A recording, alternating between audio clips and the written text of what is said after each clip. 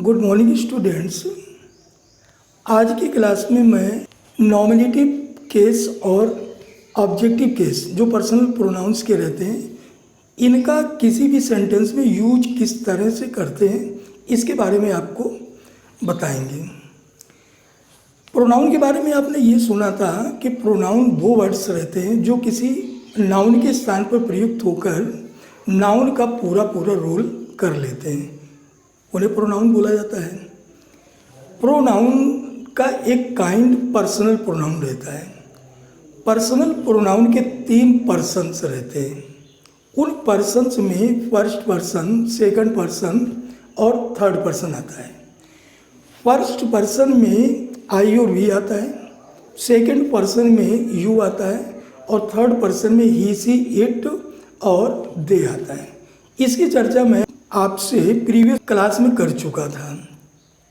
आज की डेट में, आज की क्लास में मैं आपसे नॉमिनेटिव केस के प्रोनाउन और ऑब्जेक्टिव केस के प्रोनाउन इनका किसी भी सेंटेंस के फॉर्मेशन में किस तरह से यूज करते हैं इसके बारे में विद एग्जाम्पल आपसे बात करूंगा।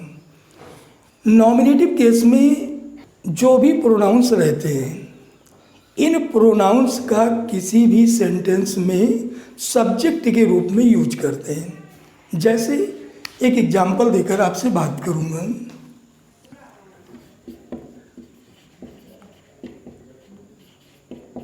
I write a letter. He writes a letter. दे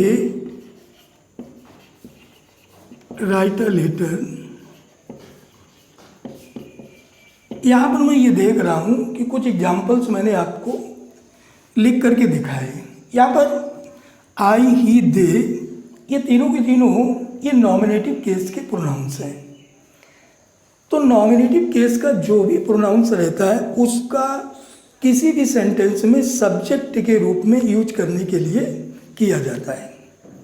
तो इस तरह से नॉमिनेटिव केस का एक यूज ये हुआ कि नॉमिनेटिव केस का जो प्रोनाउन रहता है वो किसी भी सेंटेंस में सब्जेक्ट के रूप में यूज करने के लिए करते हैं। दूसरा इसका यूज क्या है, सेकंड यूज, कि जब किसी भी सेंटेंस में एक नाउन और एक प्रोनाउन एक साथ आता है, जब किसी भी सेंटेंस में एक नाउन और एक प्रोनाउन एक साथ आता है तब ऐसी स्थिति में जो भी प्रोनाउंस सेलेक्ट करते हैं सब्जेक्ट के रूप में वो नॉमिनेटिव केस में रहता है।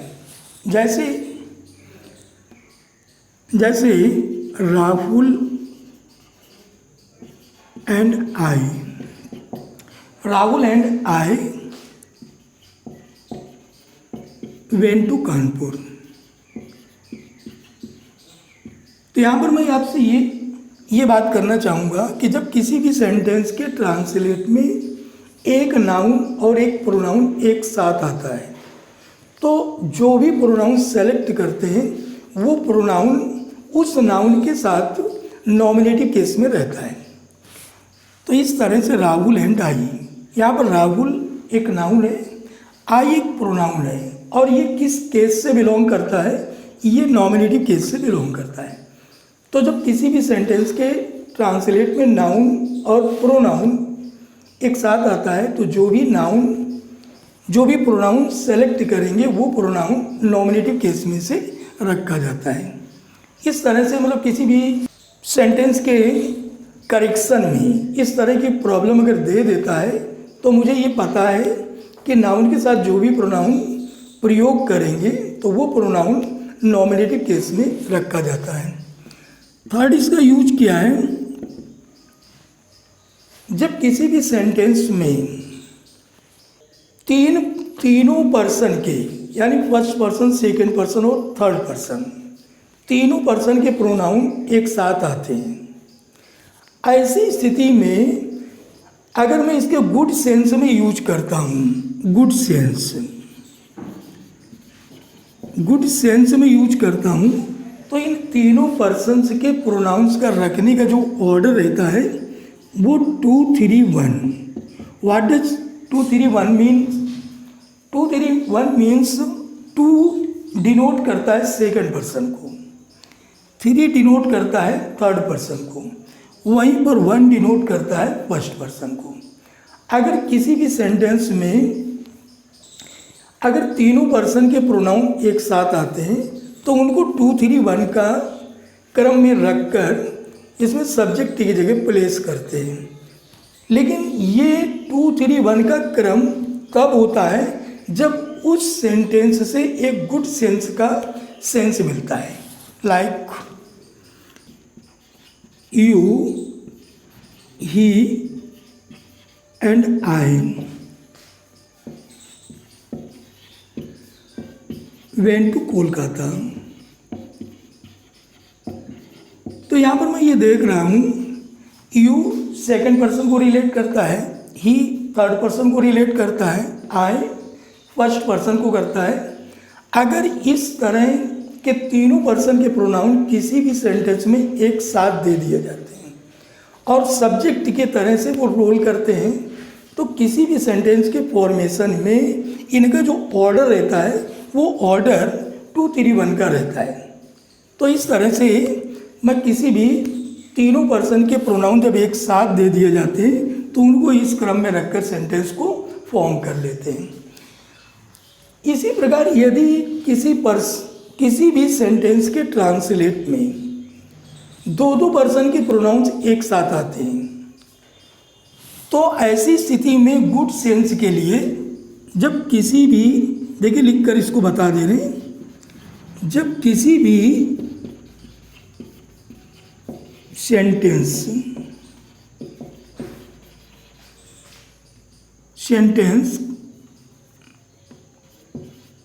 के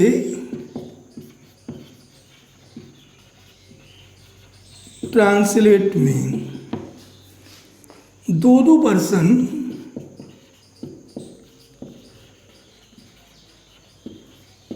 के प्रोनाउंस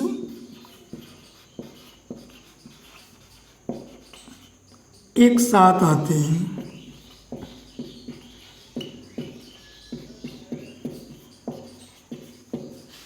तब गुड सेंस में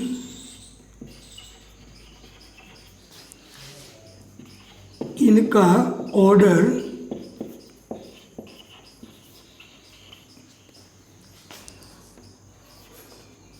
टू, 3, 1, 2, 1 कब होता है। प्रीवियस एग्जाम्पल में मैंने आपको जब तीनों पर्सन के प्रोनाउंस एक साथ आते हैं तो इनका रखने का जो ऑर्डर रहता है, तो रखने का ऑर्डर 2, 3, 1 का रहता है। लेकिन ये कब हम यूज करेंगे? जहाँ पर हमको गुड सेंस का बोध हो रहा हो। लेकिन वहीं पर जब किसी भी सेंटेंस के ट्रांसलेट में अगर 2 पर्सन के प्रोनाउन एक साथ आते हैं तब ऐसी स्थिति में इनके रखने का जो सिस्टम रहता है, तो रखने के सिस्टम में इनको 2, 3, 1, 2, 1 इस ऑर्डर में रख देते हैं। 2, 3 का मीन पहले सेकंड पर्सन बाद में थर्ड पर्सन, पहले थर्ड पर्सन बाद में फर्स्ट पर्सन, पहले सेकंड पर्सन बाद में first person. Like you and he, you second person को डिनोट करता है, ही फर्स्ट पर्सन को करता है। You and he went to school. The same she and I did the work. The same you and I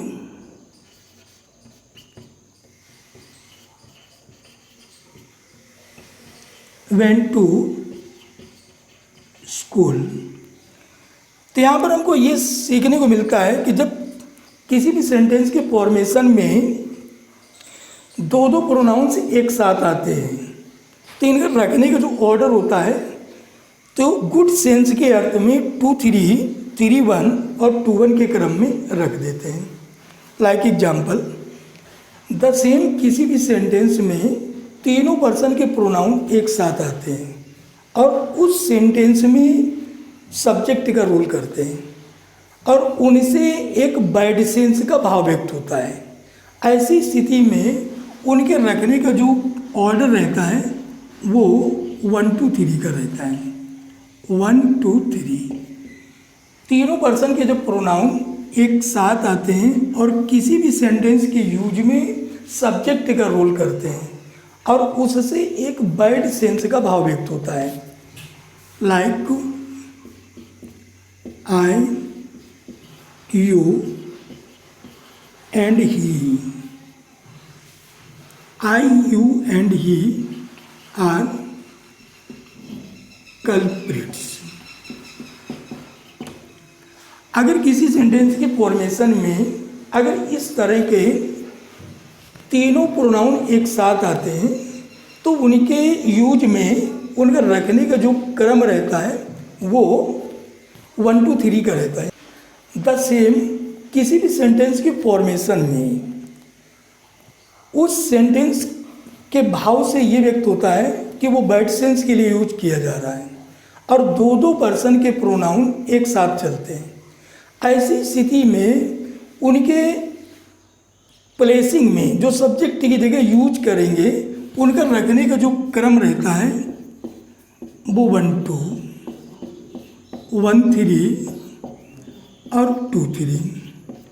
यहाँ पर हमको ये देखने को मिलता है कि जब किसी भी सेंटेंस के ट्रांसलेट में दो दो पर्सन के प्रोनाउन एक साथ आते हैं और उनसे गुड सेंस का भाव व्यक्त होता है, ऐसी स्थिति में उन प्रोनाउंस के रखने का जो ऑर्डर होगा सब्जेक्ट की जगह तो 2 1 गुड सेंस में, इसके प्रीवियस एग्जाम्पल में दिए कि गुड सेंस का बोध होगा तो उसको 2 3 3 1 और 2 1 के सेंस ऑर्डर में रखते हैं। लेकिन वहीं पर अगर उस सेंटेंस से बैड सेंस का भाव व्यक्त होता है और दो दो पर्सन के प्रोनाउन एक साथ आते हैं तो ऐसी स्थिति में उन प्रोनाउंस को सब्जेक्ट के प्लेस पे रखने का जो ऑर्डर होता है, अगर फर्स्ट पर्सन और सेकंड पर्सन दोनों एक साथ आता है तो फर्स्ट पर्सन और सेकंड पर्सन, अगर फर्स्ट पर्सन और थर्ड पर्सन आता है तो पहले फर्स्ट पर्सन बाद में थर्ड पर्सन, और जब सेकंड पर्सन और थर्ड पर्सन आता है तो वही ऑर्डर रहता है जो गुड सेंस में यूज करते हैं। इस वाले ऑर्डर को जो सेकंड पर्सन और थर्ड पर्सन, ये गुड सेंस में भी इसी ऑर्डर में रखा जाता है और इसी ऑर्डर में बैड सेंस में भी रखा जाता है। Like I and you. इसी तरह अगर इसको यूज करता हूँ तो आई एंड ही। इसी तरह अगर सेकंड पर्सन और थर्ड पर्सन के प्रोनाउंस को सब्जेक्ट की जगह प्लेस करता हूँ तो इनका रखने का जो ऑर्डर होगा तो यू एंड ही।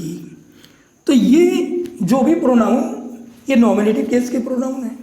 ये नॉमिनेटिव केस के प्रोनाउंस के बारे में मैं ये जानता हूँ कि किसी भी सेंटेंस के ट्रांसलेट में इनका यूज सिर्फ सब्जेक्ट के रूप में होता है।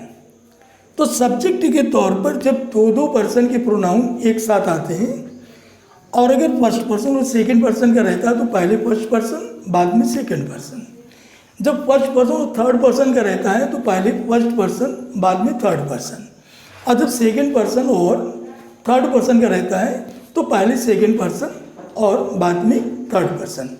तो इस तरह से जब किसी भी सेंटेंस के फॉर्मेशन में तीनों पर्सन के प्रोनाउन एक साथ आते हैं या दो दो पर्सन के प्रोनाउन एक साथ आते हैं, इनसे गुड सेंस का भाव व्यक्त होता है या इनसे बैड सेंस का भाव व्यक्त होता है, तो ऐसी स्थिति में इन प्रोनाउंस के सब्जेक्ट के स्थान पर रखने का एक ऑर्डर रहता है और इनको इस तरीके के ऑर्डर का यूज करके किसी भी सेंटेंस में सब्जेक्ट के रूप में प्लेस कर लेते हैं।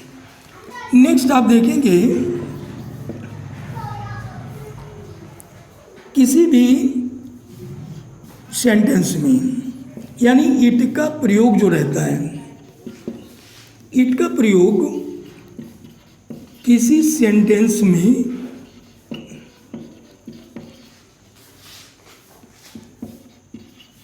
नाउन या pronoun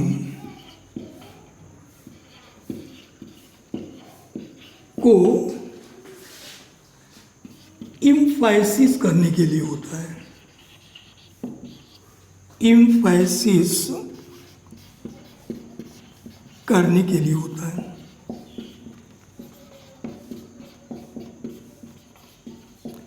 what is emphasis mean? Emphasis mean क्या रहता है? इम्फेसिस मीन उसको पावरफुल बनाने के लिए, उस पर फोकस करने के लिए। जब किसी भी सेंटेंस के ट्रांसलेट में इट एक न्यूटर जेंडर है, एक इसका प्रोनाउंस के जो पर्सनल प्रोनाउन के जो केसेज रहते हैं, केसेज में आपने नॉमिनेटिव केस देखा, केसेज में आपने ऑब्जेक्टिव केस देखा, केसेज में आपने पॉसेसिव केस देखा। ऑब्जेक्टिव केस के अंतर्गत जब इट का यूज मैं कब करता हूँ, जो नॉन लिविंग थिंग्स या जिसमें उस नाउन के जेंडर का अता पता नहीं रहता है, ऐसी स्थिति में मैं सब्जेक्ट के तौर पर इट का यूज कर लेते हैं। तो जब किसी भी सेंटेंस में सब्जेक्ट के तौर पर इट का प्रयोग हो और इट का प्रयोग उस सेंटेंस में आए नाउन या प्रोनाउन को इम्फेसिस करने के लिए होता है, तब उस स्थिति में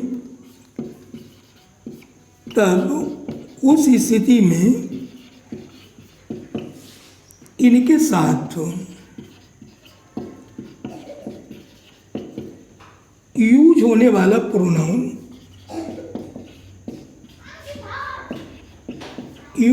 प्रोनाउन नॉमिनेटिव केस में होगा। यहाँ पर मैंने ये लिखा कि इट का यूज मैं किसी भी सेंटेंस के ट्रांसलेट में सब्जेक्ट के तौर पर यूज कर रहे हैं। इनके साथ जो नाउन या प्रोनाउन यूज होता है या नाउन या प्रोनाउन को इम्फेसिस करने के लिए इट का प्रयोग किया जाता है। ऐसी स्थिति में इनके साथ जो भी प्रोनाउन यूज करेंगे वो प्रोनाउन नॉमिनेटिव केस में होगा। कैसे? इट वाज राहुल, वो राहुल था। मैंने राहुल को फोकस किया। यहाँ पर राहुल क्या है? राहुल एक नाउन है। वह राहुल था जिसने मेरी मदद कल की। अभी सेंटेंस में ये देखते हैं कि जो फोकसिंग हो रही, जो इम्फेसिस जिसकी ओर कर रहे हैं, जिसको इम्फेसिस कर रहे हैं, तो वो नाउन है। वो राहुल था जिसने मेरी मदद की। इसी तरह अगर मैं प्रोनाउन को लेते हैं, वह मैं था जिसने तुम्हारी मदद की। लाइक वह राहुल था जिसने तुम्हारी मदद की।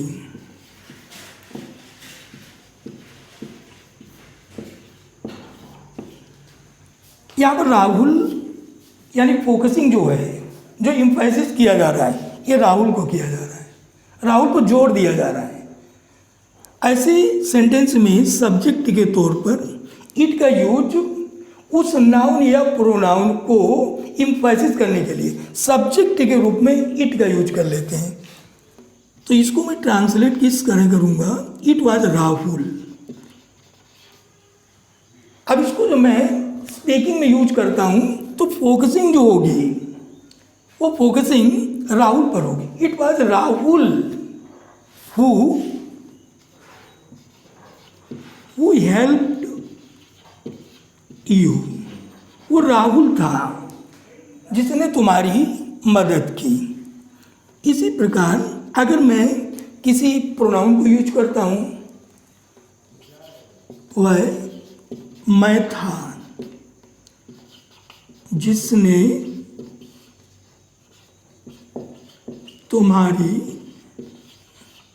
मदद की।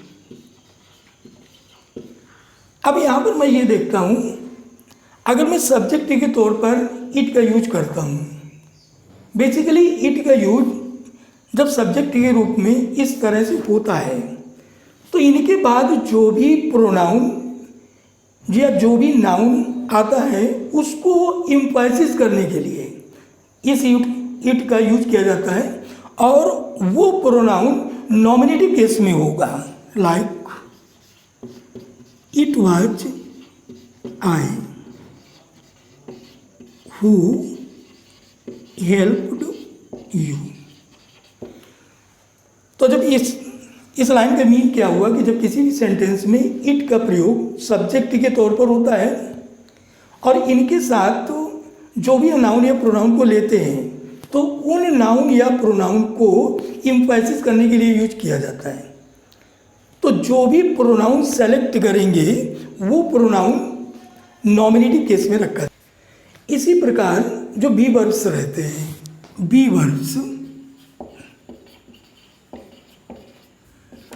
वर्ब्स के अंतर्गत इजमार, वाजबर,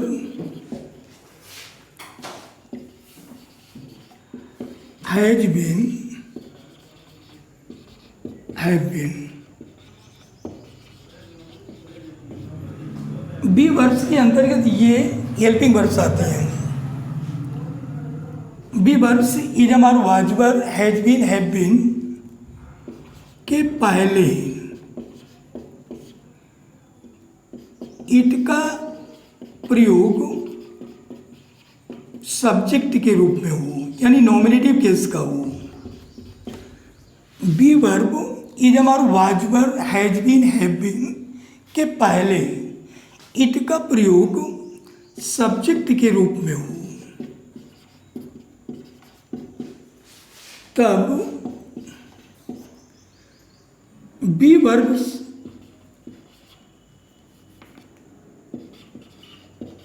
के बाद जो भी प्रोनाउन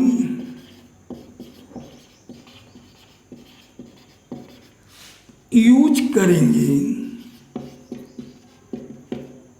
वह नॉमिनेटिव केस का होगा। नॉमिनेटिव केस का होगा। यहाँ पर देखिए क्या लिखा है कि जब किसी भी सेंटेंस के फॉर्मेशन में बी वर्ब्स के अंतर्गत इजमार, वाजबर, हैज बीन और हैव बीन आता है, इनसे पहले इट का प्रयोग सब्जेक्ट के रूप में हो तो बी वर्ब्स के बाद में जो भी प्रोनाउन सेलेक्ट करेंगे वो प्रोनाउन नॉमिनेटिव केस में से होगा। Like it was he, like it was I. तो यहाँ पर ही और आई ये दोनों के दोनों नॉमिनेटिव केस के प्रोनाउंस हैं। The same nominative case, nominative case के प्रोनाउन का यूज जब किसी भी सेंटेंस में दो प्रोनाउंस का यूज इक्वलिटी, समता दर्शाने के लिए होता है।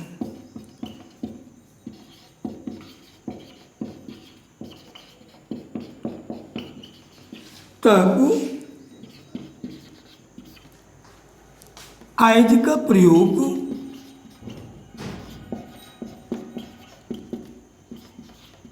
कंजंक्शन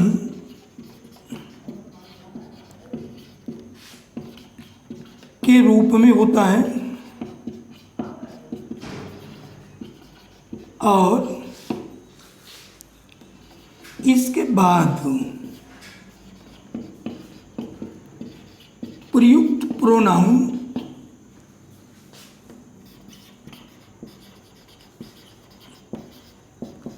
नॉमिनेटिव केस का होगा।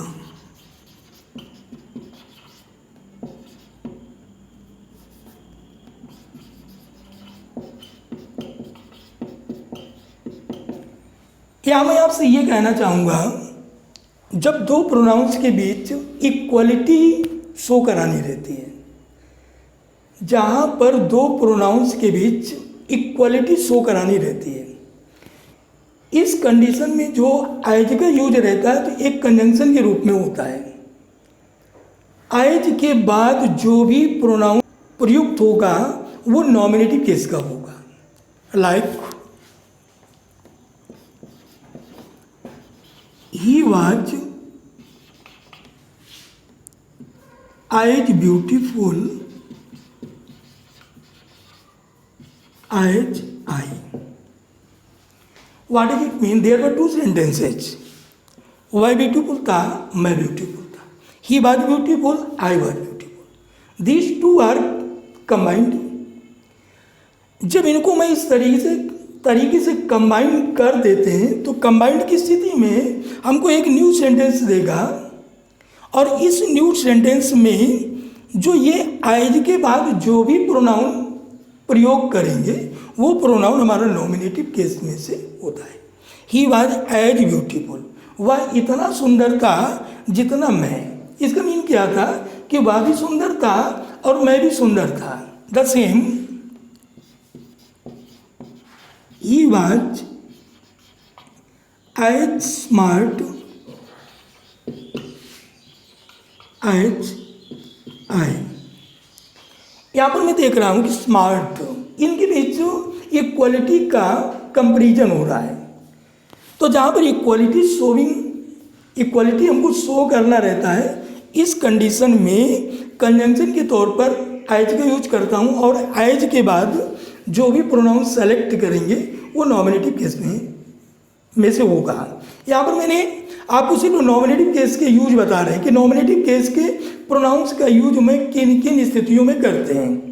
तो एक ये भी स्थिति रहती है, this is also one condition where pronoun of nominative case will be used in making a sentence. यानी if you are given two different sentences and combine, after combination whatever pronoun is used that will be of nominative case. तो इसको मैं he was as smart as I, तो इस तरीके से भी मैं यूज कर लेता हूँ। द सेम, इसी नॉमिनेटिव केस के प्रोनाउन का यूज जहाँ पर मैं वह मुझसे अधिक स्मार्ट है, वह मुझसे अधिक सुंदर है, तो यहाँ पर कंपैरिजन अधिक कम की हो रही है, और जहाँ पर कंपैरिजन अधिक कम की होती है तो ऐसी स्थिति में कंजंक्शन के रूप में देन का यूज करता हूँ। यहाँ पर कंजंक्शन की चर्चा नहीं की जा रही है। यहाँ पर जो भी हमारा टॉपिक है, जो हमारा विषय है, वो विषय क्या है कि नॉमिनेटिव केस के प्रोनाउंस का यूज मैं किन किन स्थितियों में करते हैं। तो यहाँ इस तरीके से मैं नंबर भी डालता चला जा रहा हूँ। इन नंबर से आप देख सकते हैं कि नॉमिनेटिव केस के प्रोनाउन का यूज मैं किसी भी सेंटेंस के फॉर्मेशन में किन किन स्थितियों में करते हैं।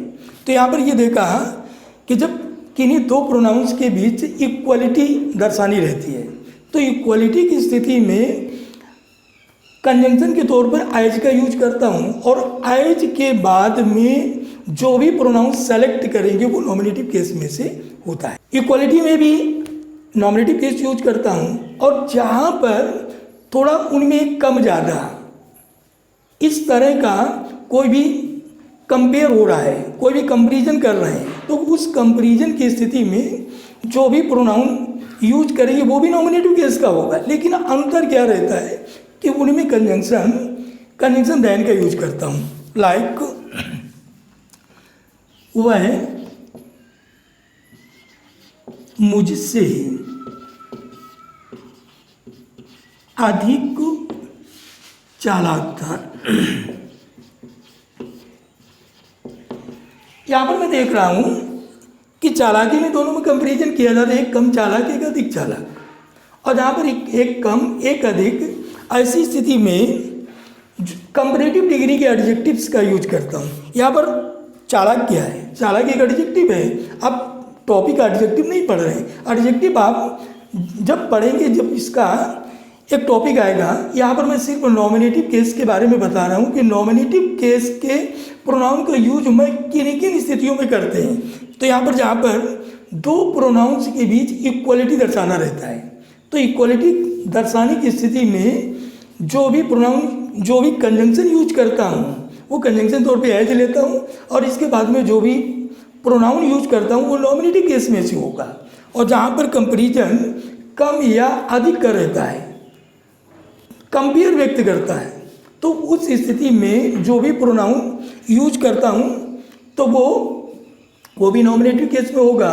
और इस कंपैरिजन के लिए कंजंक्शन देन का प्रयोग करते हैं। लाइक वह मुझसे अधिक चालाक था, ही वॉज स्मार्टर देन, वह मुझसे अधिक थी, वॉज स्मार्टर देन आई। यहाँ पर मैं देख रहा हूँ कि देन के बाद आई, और आई के बारे में जानता हूँ कि आई ये बिलोंग करता है नॉमिनेटिव केस से।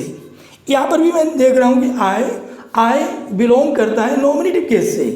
तो इस तरह से मैं कुछ नॉमिनेटिव केस के किन किन स्थितियों में यूज करता हूँ, उनके कुछ भी एग्जाम्पल्स मैंने आपको इसको इलस्ट्रेट किया है कि इनको नॉमिनेटिव केस के प्रोनाउंस का किन किन स्थितियों में किसी भी सेंटेंस के फॉर्मेशन में इनको यूज करते हैं। इनको एक बार रिपीट और कर देंगे कि नॉमिनेटिव केस के प्रोनाउन का यूज मैं किसी भी सेंटेंस के फॉर्मेशन में सब्जेक्ट के रूप में करते हैं।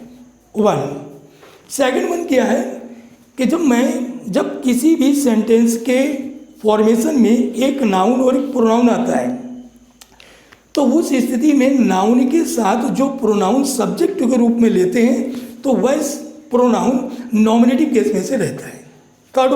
थर्ड वन में इट का यूज आपने देखा था, इट का यूज सब्जेक्ट के रूप में करते हैं, और ये इट किसी भी सेंटेंस में नाउन या प्रोनाउन को इम्फेसिस करने के लिए किया जाता है। और जब इसको नाउन या प्रोनाउन को इम्फेसिस करने के लिए किया जाता है तो इट के बाद में जो भी प्रोनाउन इसमें यूज करेंगे वो प्रोनाउन नॉमिनेटिव केस में से होगा।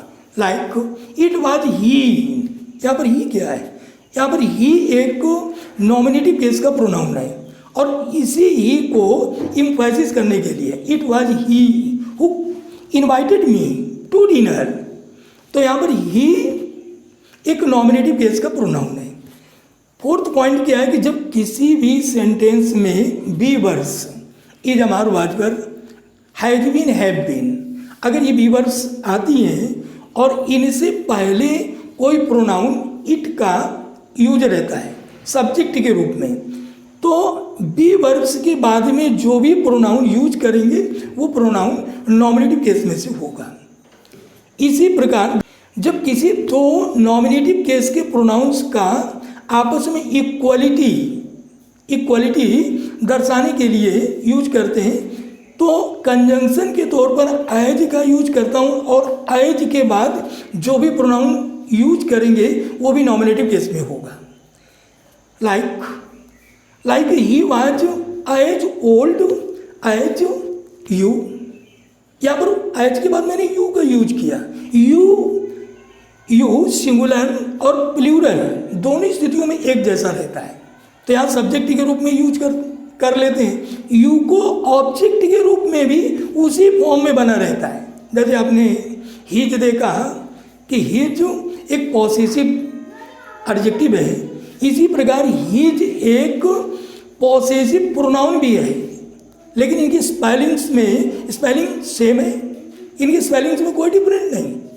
लेकिन ये दोनों स्थितियों में जैसे यू सिंगुलर नंबर में भी यूज करते हैं, यू प्लूरल नंबर में भी यूज करते हैं। हिज ये पॉसेसिव एडजेक्टिव की तरीके से भी बिहेव करता है और हिज पॉसेसिव प्रोनाउन की भी तरीके से बिहेव करता है। इसके बाद नेक्स्ट मैंने बोला कि जब दो प्रोनाउंस के बीच इक्वलिटी शो करते हैं तो भी नॉमिनेटिव केस के प्रोनाउन का यूज करता हूँ। जब किन्हीं भी दो प्रोनाउंस के बीच किसी उसकी क्वालिटी को क्वालिफाई करने के लिए कम या अधिक। ऐसी कंडीशन में कंजंक्शन के तौर पे देन लेते हैं और देन के बाद जो भी प्रोनाउन सेलेक्ट करते हैं वो भी नॉमिनेटिव केस में से होता है।